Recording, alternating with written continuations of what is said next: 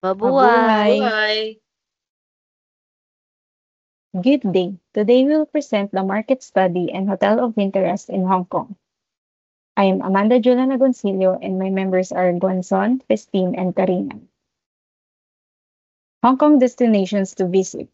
Hong Kong is a dynamic city that blends modernity with tradition, offering visitors a unique mix of cultural heritage, stunning skylines, and vibrant hospitality. Known for its world-class attractions, the city boasts destinations like Victoria Peak for panoramic views, Tsim Sha Tsui Promenade for waterfront vistas, and Disneyland Hong Kong for family fun.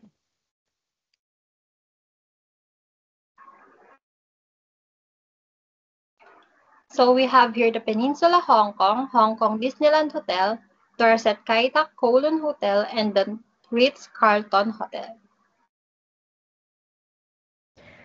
The Peninsula Hong Kong is a legendary luxury hotel offering timeless elegance, world-class service, and panoramic views of Victoria Harbour, known as the Grande Dame of the Far East. Next is the Hong Kong Disneyland Hotel, a Disney-themed Victorian-style resort with family-friendly accommodations, enchanting dining experiences, and direct access to Hong Kong Disneyland. Next is Dorset Kai Tak Kowloon Hotel, a contemporary and stylish hotel located in Kowloon offering modern amenities, convenient access to public transport, and vibrant city views.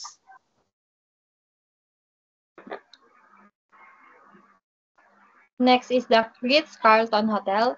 It's a prestigious five-star hotel perched atop the International Commerce Center featuring luxurious accommodation, Michelin-starred dining, and breathtaking views from the world's highest hotel.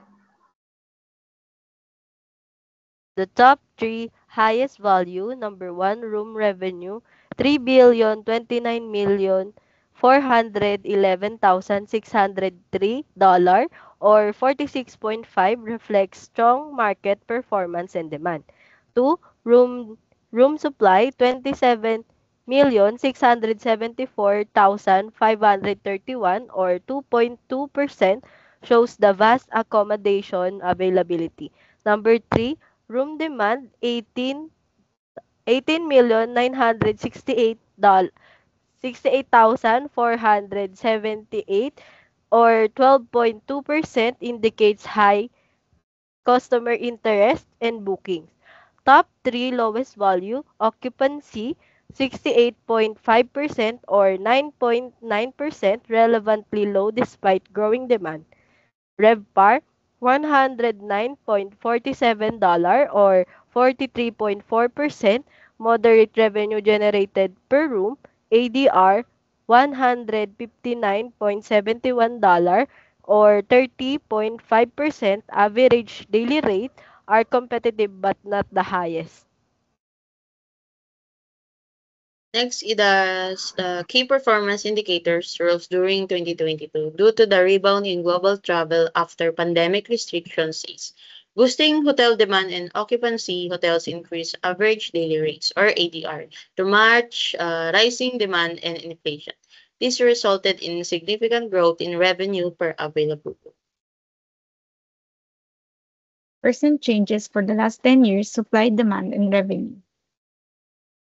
For 2020, supply, demand, and revenue all decreased significantly due to COVID-19 impact. Lockdowns reduced spending, supply chain disruptions, and economic uncertainty. For 2023, strong recovery with significant increases in supply, demand, and especially revenue. Strong recovery, continued economic recovery, inflationary pressures, and strategic pricing. Next is the trended data, room supply and demand percentage change. For the supply, hotel closures and delays in opening due to the pandemic. For the demand, ongoing pandemic restrictions and economic uncertainty. Travel and tourism, potential factors include new COVID-19 variants, economic downturns, and shifting consumer preferences towards alternative accommodations or travel destinations. The chart shows a significant impact of the COVID-19 pandemic on the hotel industry. Before the pandemic, occupancy was stable and ADR was gradually increasing. During the pandemic, occupancy plummeted due to travel restriction and economic uncertainty. However, ADR initially declined but then recovered. Post-pandemic, both occupancy and ADR have shown strong recovery. The chart shows the impact of COVID-19 on the hotel industry before the pandemic. Supply and demand were stable. During the pandemic, demand plummeted, leading to lower occupancy. Post-pandemic demand recovered, but supplies increased, resulting in the lower occupancy rates. The chart shows that demand for luxury hotels is significantly higher than other hotel classes. This is likely due to factors like increasing affluence, pent-up demand, unique experiences offered by luxury hotels. Economic recovery also plays a role in driving demand for luxury travel. ADR is generally higher than occupancy because hotels, especially luxury ones, prioritize higher room rates over maximum occupancy. They focus on attracting guests who are willing to pay premium prices for exclusive amenities and services.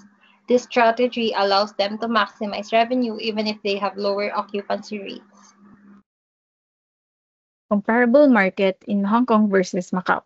Hong Kong and Macau are dynamic markets with unique strengths. Hong Kong is a global financial hub known for luxury shopping, cultural attractions, and a diverse economy. Macau, the Las Vegas of Asia, dominates in gaming, high-end entertainment, and heritage tourism.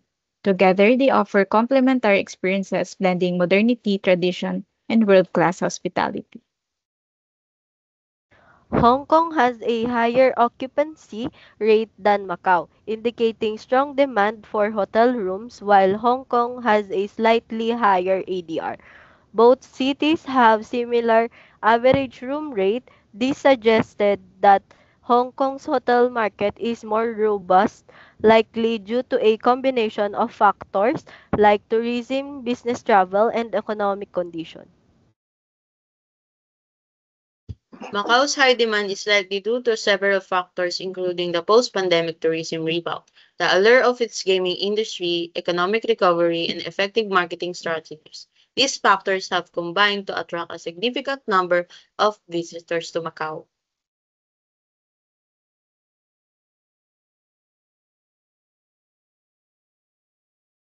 This chart shows that the independent hotel category has experienced the highest growth in the number of rooms in Hong Kong over the last 6 years.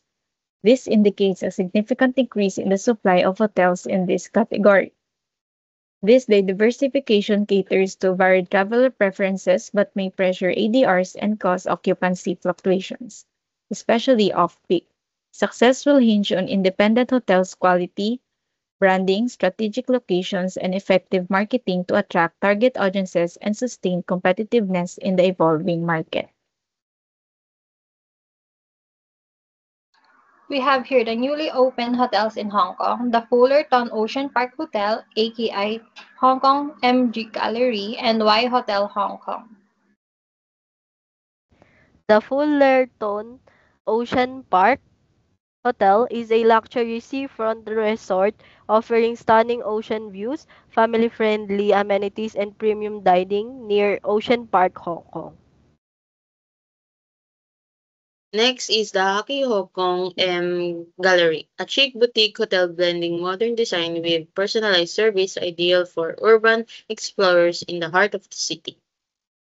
Lastly, Y Hotel Hong Kong, a stylish and affordable hotel with cozy accommodations and convenient access to major attractions and transportation hubs.